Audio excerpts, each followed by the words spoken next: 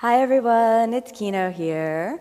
Let's work on the splits. So this is one of my favorite things to work on, and I know a lot of people who practice are really interested in developing the splits. So first, let's break it down. Hamstring flexibility, hip flexor flexibility, and back flexibility. You need these three things if you want to have a good split. And then we're talking about the front splits, not the middle split. So let's work methodically. Let's start with our forward folds. Let's do a hanging forward fold. So come immediately up to your feet, bend the knees lightly, layer the arms, and then inhale. We will straighten the legs. We'll hold it there, and we've got 1, 2, just hang. We're gonna hang for 5 breaths, then we're gonna make it a little dynamic. 3, elongate through the backs of the legs. 4. Now, if we're really thinking about the split, we wanna really try to lift the tailbone and let the forward fold travel beyond just the hamstrings into the glutes. All right, let's draw the navel in. Let's make it a little dynamic. We're gonna take the hands back and then do a little squeeze and fold. Hold. 1, 2, 3, 4, and 5. Release. Now we'll do it 5 times. Exhale, fold. Inhale, release. Exhale, squeeze. Inhale, release. Exhale, squeeze. Inhale, release. Last one. Exhale, squeeze, wrap around. This time when you wrap around, I want you to tuck the chin and really lean forward for 2, 3, 4, and 5. Okay, let's now come to a squat, rolling all the way down. All right, now when you roll down, I want you to really think for a moment. Just get the feeling now of your forward fold. So I want you to lean into Paschimottanasana. Let's do toes pointed Paschimottanasana, arms extended, head down, and we breathe 1, 2, 3, 4, almost there. 5, all right. Now, let's lean a little bit back and just test out our forward fold. How does that feel? Possible? If that's there for you, then the split is coming soon. If it's hard for you, let's try the other side. Hold. That's hard for you, then maybe working on that easiness in the forward fold will help your splits. Stay. Almost there. Exhale, let's put it down. All right, now we're going to move on to the next place where you really want to work if you want to improve your splits. Okay, cross your feet and let's come down onto the stomach. So now we're going to be working our back bending experience. Draw your thigh bones towards each other. Relax the front body as much as you can, and we're going to go for Cobra at first. So softening the glutes will prevent you from patterning too much butt squeeze and too much external rotation, which will block you from having a good symmetrical square pelvis in your split position. Now, I want to begin to activate a little bit, so let's get the blocks in place. We're going to use the blocks for a little bit of height. All right, so now let's lean a little back, get them in a good position, and I want you to start with the elbows on the blocks. Starting with the elbows on the blocks, again, just allows the joints of the spine a little bit of space. So you're going to allow your torso to kind of slide between the blocks. And it's all right that the shoulders are kind of collapsed for a moment. They won't stay there. I want you to relax the back. We're trying to get mobility in the spine. All right. 2 more breaths in this kind of relaxed, released space. And then, now let's work. All right, come up onto your fingertips. Exhale, do a little forward. Inhale, engage, and backing up. Exhale, roll, bring it forward. Inhale, engage, and backing up. Exhale, roll, bring it forward. Inhale, lift, and backing up. 2 more. Exhale, roll, bring it forward. Inhale, lift, and backing up. Exhale, roll, bring it forward. Inhale, lift, and now flatten the palms and hold. 1. Try not to lift your pelvis off the ground.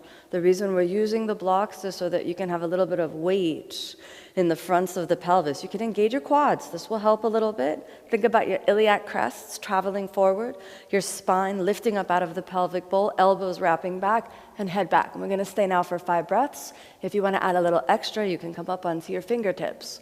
1, 2, keep drawing the shoulders down. 3, 4, hips down. 5, exhale, let's bring it down. All right. Now let's curl the toes under, maybe back like a little bit of child's pose for a moment. Stay there. We've got 2, 3, 4, almost there. And 5. Okay, let's move these over to the side. And now we're going to work on that hip flexor flexibility. So let's do the left knee forward and drop the right leg back.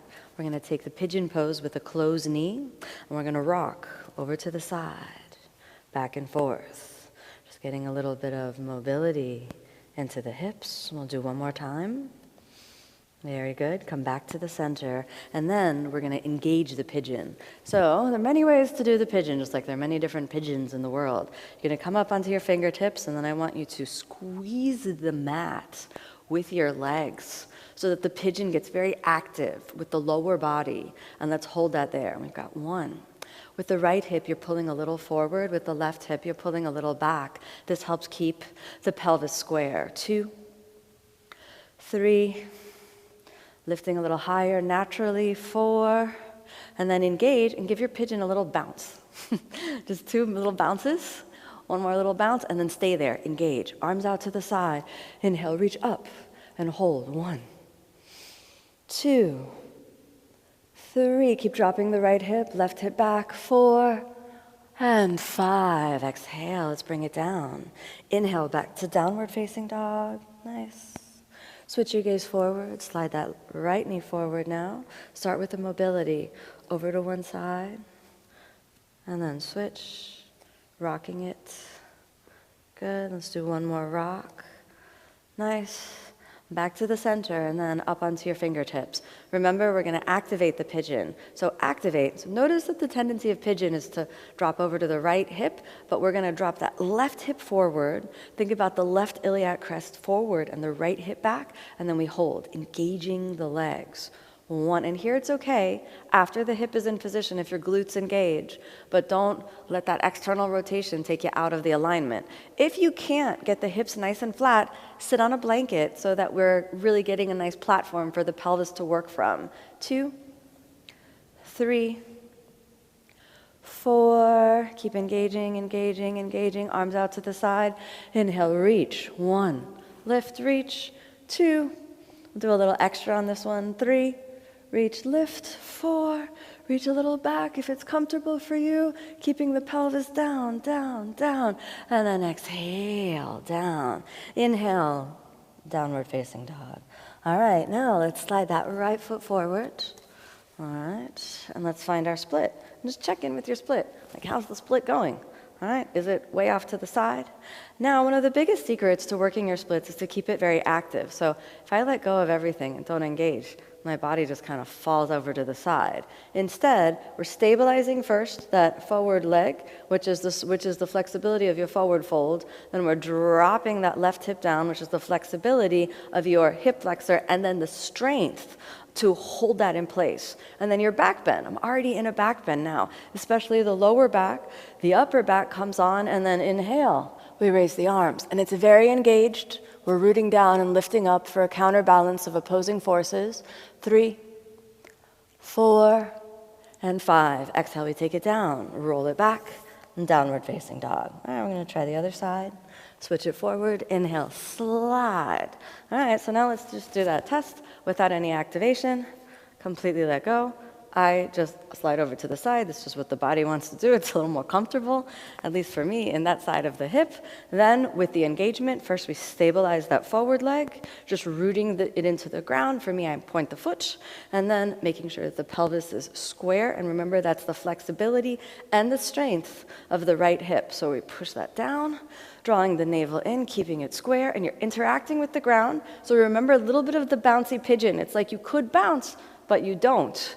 Then, using the lower back, the middle back, the upper back, external rotation of the shoulders, and then we find the line. 1, 2, keep rooting that right hip down. 3, keep the engagement. 4, and 5. Exhale, we bring the hands down. Curl the right toes all the way back, downward facing dog. Let's cross the feet and come on down to seated. We can shake it out for a moment. All right, sometimes after the split, just a nice little hug of the spine can be useful. Stay there. Big breath in, and then as you exhale, let's come on down. All right, so there are many more drills for the splits that we can do, but we'll keep it there for today. And you want to try to really work progressively and methodically, not just randomly, so that you can understand the key elements of the posture that you're working on.